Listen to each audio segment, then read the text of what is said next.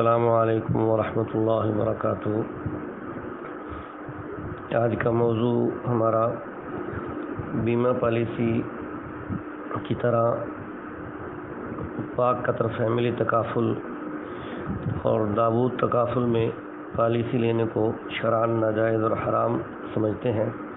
اس حوالے سے clip number 2 ہے۔ پہلے میں چند آیتیں قرآن پاک کی تلاوت کرتا ہوں، پھر احادیث اور پھر کچھ اس پر دوسرا معلومات دوں گا۔ نحمده ونصلي ونسلم على رسوله الكريم، اما بعد فاعوذ بالله من الشيطان الرجيم، بسم الله الرحمن الرحيم۔ يا ايها الذين آمنوا لا تلهكم اموالكم ولا اولادكم عن ذكر الله۔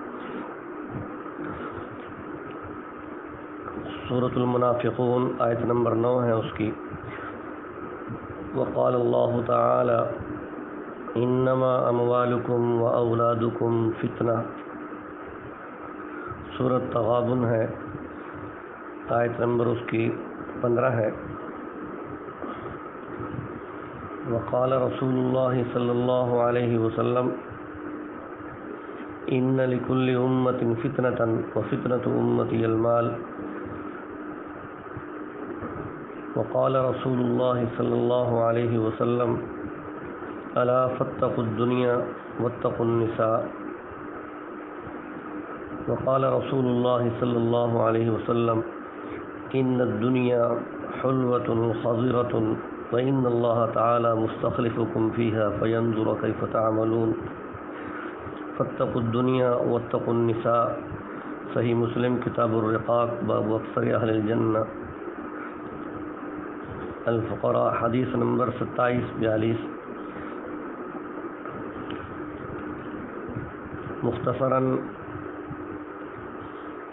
4 باتیں ذہن میں رکھیں کہ حضرت نبی کریم صلی اللہ علیہ وسلم کی شریعت میں 4 باتوں کی بڑی نشاندہی کی گئی ہے قرآن و سنت کے حوالے سے، کہ 4 چیزیں میری امت کے حوالے سے باعث فتنہ ہیں اور باعث امتحان ہیں، باعث آزمائش ہے۔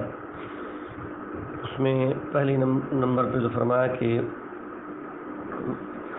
اے ایمان والو تمہیں نہ غفلت میں ڈالیں تمہارے مال اور تمہاری اولاد اللہ کے دین کے معاملے میں، عن ذکر اللہ ای عن دین اللہ۔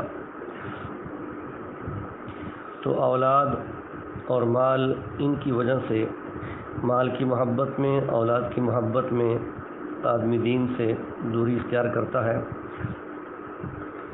دین کو مال کی محبت پر اور اولاد کی محبت پر غالب رکھے گا تو بچ سکے گا۔ دوسرا موقع ہے کہ عورت کو اللہ رب العزت کی ذات نے فتنہ قرار دیا۔ صحیح بخاری شریف کتاب النکاح کہ میں اپنی امت کے مردوں پر سب سے زیادہ خطرناک اور فتنے والی چیز عورتوں کو چھوڑ کر جا رہا ہوں۔ جلد نمبر 2 بخاری شریف میں حدیث پاک ہے۔ اور تیسری چیز مال ہے۔ اولاد بھی باعث آزمائش ہے اور عورت بھی باعث آزمائش ہے۔ اور تیسری چیز مال کہ ان لکل امۃ فتنہ، کہ بے شک ہر امت کے لیے کوئی نہ کوئی چیز باعث آزمائش تھی، باعث امتحان تھی۔ میری امت کے لیے باعث امتحان مال ہوگا۔ اور چوتھی چیز فرمایا کہ بدترین علماء، برے علماء جو ہیں وہ فتنہ ہوں گے، جن میں سے فتنے نکل کر پھر انہی میں واپس فتنے لوٹیں گے۔ مشکات شریف صفحہ نمبر 38 پر یہ حدیث پاک موجود ہے۔ آپ صلی اللہ علیہ وسلم نے ارشاد فرمایا یوشک ان یأتی علی الناس زمان لا یبقى من الاسلام الا اسمہ لا یبقى من القرآن الا رسمہ مساجدهم عامرة وهي خراب من الهدى علماؤهم شر تحت ادیم السماء من عندهم تخرج الفتنة وفيهم تعود۔ او کما قال علیہ الصلاۃ والسلام، قریب ہے کہ لوگوں پر زمانہ آئے گا کہ اسلام نہیں باقی رہے گا اسلام میں مگر اس کا نام، اور قرآن سے باقی نہیں رہے گا مگر اس کے خطوط۔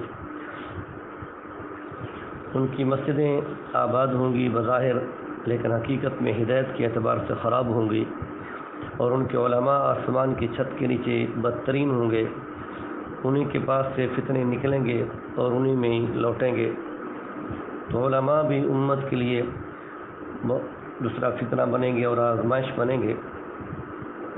تو چار چیزیں ہیں، جب بھی امت میں فتنے اٹھے ہیں تو ان کی بنیاد یہی چار چیزیں ہیں: مال، اولاد، عورت اور علماء سوء۔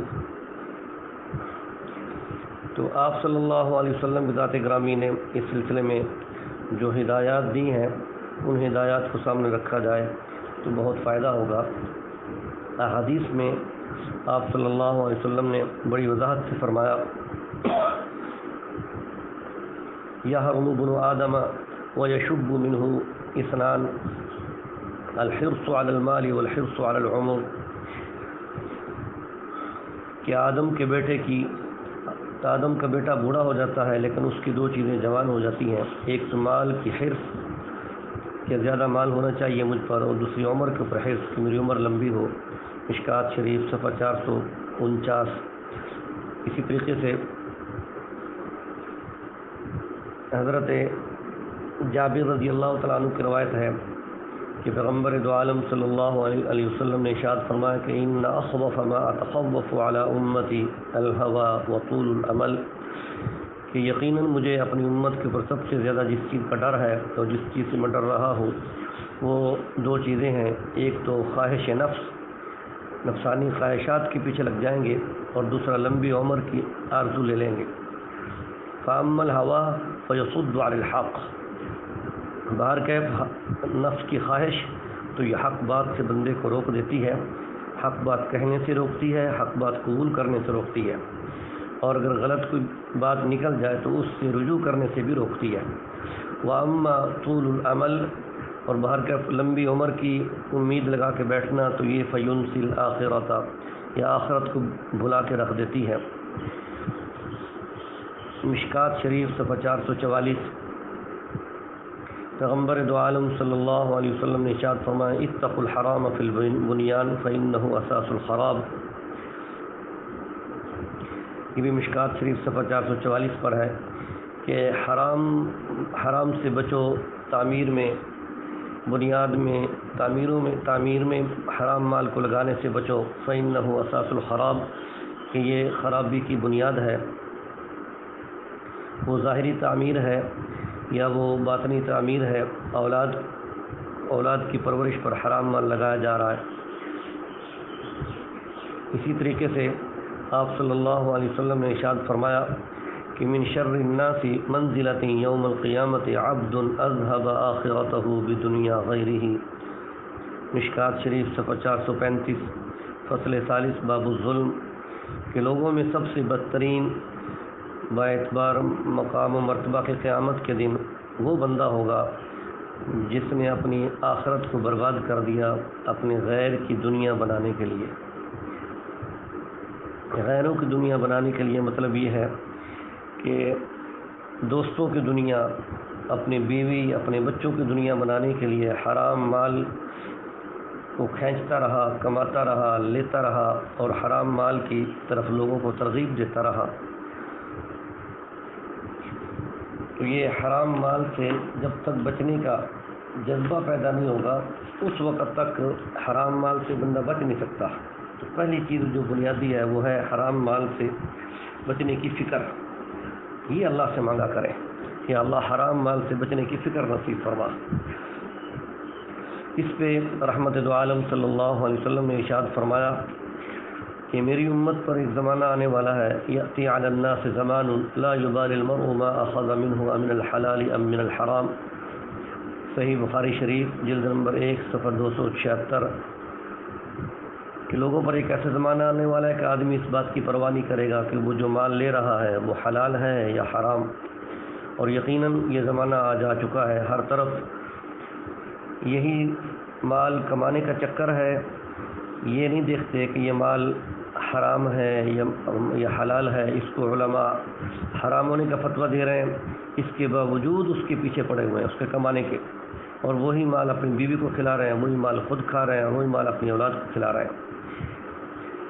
اور اس پہ حضرات نے لکھا ہے کہ جب تک آخرت کی جواب دہی سامنے نہیں ہوگی اس وقت تک حرام مال چھوڑنے کے لیے تیار نہیں ہوگا۔ پیغمبر دو عالم صلی اللہ علیہ وسلم نے فرمایا لا يزال قدم ابن آدم يوم القيامة حتى يسأل عن خمس عن عمره فيما أفناه وعن شبابه فيما أبلاه وعن ماله من أين اكتسبه وفيما أنفقه وماذا عمل فيما علم۔ ترمذی شریف جلد نمبر 2 صفحہ 67، باب ما جاء فی شأن الحساب والقصاص، کہ قیامت کے دن آدمی کا قدم اپنی جگہ سے اس وقت تک ہل نہیں سکیں گے جب تک اس سے 5 سوال نہ کر لیے جائیں۔ عمر کہاں گزاری، نمبر 2 جوانی کہاں گزاری، جوانی کس چیز میں پرانی کی، مال کہاں سے کمایا تھا اور مال کہاں کہاں لگایا، نمبر 5 اپنے دین کے علم پر کتنا عمل کیا۔ تو یہ بنیادی چیزیں ہیں، ان کو سامنے رکھ کے اب آپ اپنی صورتحال پر غور کریں کہ اس وقت امت میں مال کے کمانے کے حوالے سے کتنی تیزی سے علماء بھی چل رہے ہیں، قراء بھی چل رہے ہیں، اور ہر ایک کی تلاش یہ ہوتی ہے کہ میرے پاس گاڑی بھی ہونی چاہیے، میرے پاس کوٹھی بھی ہونی چاہیے۔ اس سلسلے میں آپ صلی اللہ علیہ وسلم کا ارشاد گرامی بھی سامنے رکھیں کہ اللہ کے نبی صلی اللہ علیہ وسلم نے یہود و نصارہ پر لعنت کی بد دعا فرمائی تھی۔ صحیح بخاری شریف جلد نمبر 2 صفحہ 606، لعن اللہ الیہود والنصارى اتخذوا قبور انبیائهم مساجدا، کہ اللہ کی یہودیوں پر لعنت، اللہ کی عیسائیوں پر لعنت کہ انہوں نے اپنے پیغمبروں کی قبروں کو سجدہ گاہ بنایا۔ اور یہ بھی ارشاد فرمایا کہ تم لوگ یہود و نصارہ کی پیروی ضرور کرو گے، اور یہ بھی ارشاد فرمایا کہ یہود و نصارہ نے سب سے پہلے ہیلہ سازی کے ذریعے سے اللہ کے حرام کی ہوئی چیزوں کو حلال کیا تھا۔ اس لیے پیغمبر دو عالم صلی اللہ علیہ وسلم نے اپنی امت کو منع فرمایا کہ لا ترتکبوا ما ارتکبت الیہود وتستحلوا محارم اللہ بأدنى الحیل، کیا ایمان والو اس چیز کا ارتکاب مت کرنا جس کا یہود کرتے تھے کہ وہ اللہ کے حرام کی ہوئی چیزوں کو حیلے بہانے سے حلال سمجھ لیتے تھے۔ تفسیر ابن کثیر جلد نمبر 1 صفحہ 261، سورۃ البقرہ آیت نمبر 66 کے تحت یہ روایت موجود ہے۔ تو اسی طریقے سے سورۃ النساء آیت نمبر 161 میں قرآن پاک میں موجود ہے کہ اللہ نے یہود کو سود کھانے سے اول روکا تھا، مگر وہ سود کے اتنے عادی ہو چکے تھے کہ وہ اس کے باوجود سود کھاتے رہے۔ وَأَخْذِهِمُ الرِّبَا وَقَدْ نُهُوا عَنْهُ، تو اللہ رب العزت کی ذات نے ان کو ملعون قرار دیا۔ ان ملعونوں کے پیچھے چل کر کبھی کامیابی کی منزل پہ بندہ نہیں پہنچ سکتا۔ اس وقت جو حالات ہمارے پاکستان کے علماء کے ہیں، میں اس کی طرف تھوڑی سی توجہ مبذول کرانا چاہتا ہوں کہ سورۃ الاعراف آیت نمبر 165 اللہ کی طرف سے بنی اسرائیل کے لیے امتحان تھا کہ ہفتے کے دن مچھلیوں کا شکار نہ کریں۔ تو اس سلسلے میں 3 گروہ بن گئے۔ ایک گروہ تو عملاً اللہ کی نافرمانی کرنے والا، حرام کو ہیلے سے حلال کرنے والا، کہ ہفتے کو شکار کیا، ہیلا کر کے حلال کیا۔ دوسرا گروہ تھا جو روکنے والا، او بھائی اللہ کے حکم کو توڑو مت، حرام کو حرام سمجھو۔ تو تیسرا گروہ تھا جو 1-2 دفعہ منع کر کے پھر خاموش ہو گیا۔ تو اللہ رب العزت کی ذات نے انجام بیان فرمایا، انجینا الذین ینہون عن السوء واخذنا الذین ظلموا بعذاب بئیس بما كانوا یفسقون، کہ ہم نے ان لوگوں کو نجات عطا فرمائی جو گناہ سے روکنے والے تھے، اور ان لوگوں کو ہم نے پکڑا جنہوں نے ظلم کیا سخت عذاب کے ساتھ بسبب اس کے کہ وہ فاسق تھے۔ تو جیسے 3 گروہ تھے بنی اسرائیل کے اندر، بعینی ہی آج یہی ترتیب پاکستان میں تکافل کے حوالے سے پاکستانی علماء کرام کی ہے کہ اس وقت کچھ علماء باقاعدہ حلال سمجھ کر تکافل کا عمل، وہ داود تکافل میں ہیں یا وہ پاک قطر فیملی تکافل میں ہیں، وہ شریک ہیں، اور دارالعلوم کراچی کے فتویٰ کے پیچھے اپنی زندگی کھپا رہے ہیں۔ اور دوسرے وہ ہیں جو اس کو حرام قرار دیتے ہیں، ناجائز قرار دیتے ہیں، اور وہ اس کے چھوڑنے کی ترغیب دیتے ہیں کہ بھئی اس سے بچو، اپنی آخرت بچاؤ، اپنی قبر بچاؤ، اپنی اولاد کو حرام نہ کھلاؤ۔ تیسرا گروہ وہ ہے جو خاموش ہے، لیکن اگر ان کے پاس کوئی مشورے کے لیے چلا جاتا ہے تو وہ منع کا مشورہ دیتے ہیں کہ بھئی اس میں پالیسی نہ لو، نہ داود تکافل میں پالیسی لو، اور نہ ہی اسی طریقے سے پاک قطر فیملی کے اندر تک کوئی پالیسی لے۔ تو اس سلسلے میں میری جن حضرات سے گفتگو ہوئی تھی، چونکہ یہ بھی عوام میں بڑی بات مشہور ہے کہ جی تکافل کے خلاف فتویٰ دینے والے علماء کوئی نہیں ہے، تو اس پر پھر احقر نے علماء اکرام سے رابطہ کیا، تو کراچی کے 6 بڑے دارالافتاء جنہوں نے ناجائز ہونے کے حوالے سے مجھے بتایا اور فتاوی بھی جاری کی ہے، ان میں ایک تو سب سے پہلے علامہ بن نورٹن کراچی، حضرت مفتی انعام الحق قاسمی صاحب سے میرا رابطہ ہوا، تو انہوں نے صاف کہا کہ ہم تکافل کو ناجائز سمجھتے ہیں۔ دوسرے نمبر پہ جامعہ فاروقیہ کراچی، انہوں نے بھی ناجائز کہا۔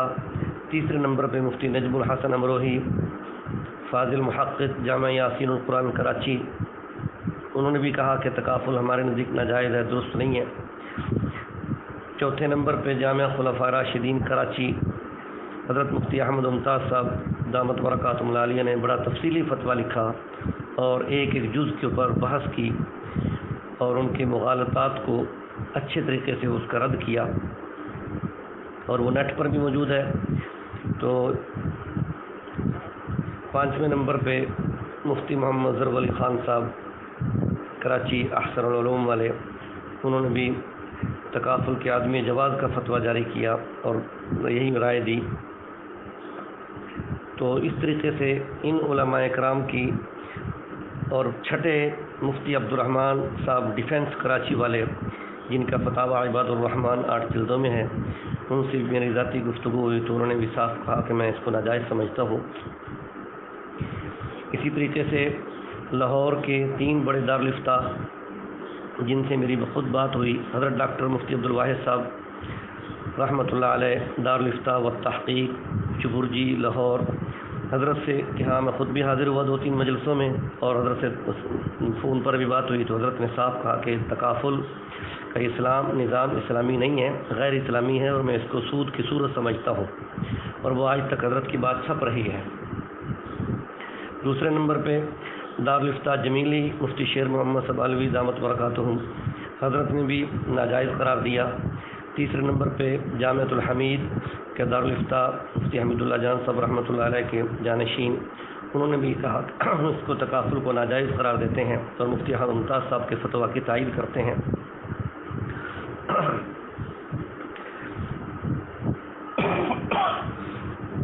اسی طریقے سے ملتان کے 2 بڑے دارالافتاء جامعہ خیر المدارس ملتان مفتی محمد عبداللہ صاحب دامت برکاتہم، میری ان سے خود گفتگو ہوئی فون پر، تو انہوں نے کہا کہ میں مکمل بینکنگ کو غیر اسلامی سمجھتا ہوں، تکافل سمیت تکافل کی تمام کمپنیوں کو ناجائز سمجھتا ہوں، ان میں کوئی پالیسی لینا جائز نہیں ہے۔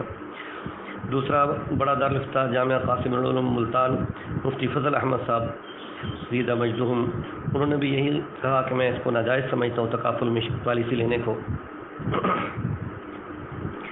کوئٹہ کے 2 بڑے مفتی گل احمد صاحب اور مفتی روزی خان صاحب زیدہ مجدہم، ان سے بھی بات ہوئی میری، تو حضرت انہوں نے صاف کہا کہ ہم اس کو ناجائز سمجھتے ہیں۔ اور جامعہ اشرفیہ سکھر انہوں نے بھی ناجائز کا فتویٰ جاری کیا۔ اسی طریقے سے مفتی مجاہد صاحب دامت برکاتہم العالیہ کوہاٹ والے، میری خود ان سے ذاتی گفتگو ہوئی تو حضرت نے کہا کہ میں مفتی احمد ممتاز صاحب کے فتویٰ کی تائید کرتا ہوں اور میں تکافل میں پالیسی لینے کو ناجائز قرار دیتا ہوں۔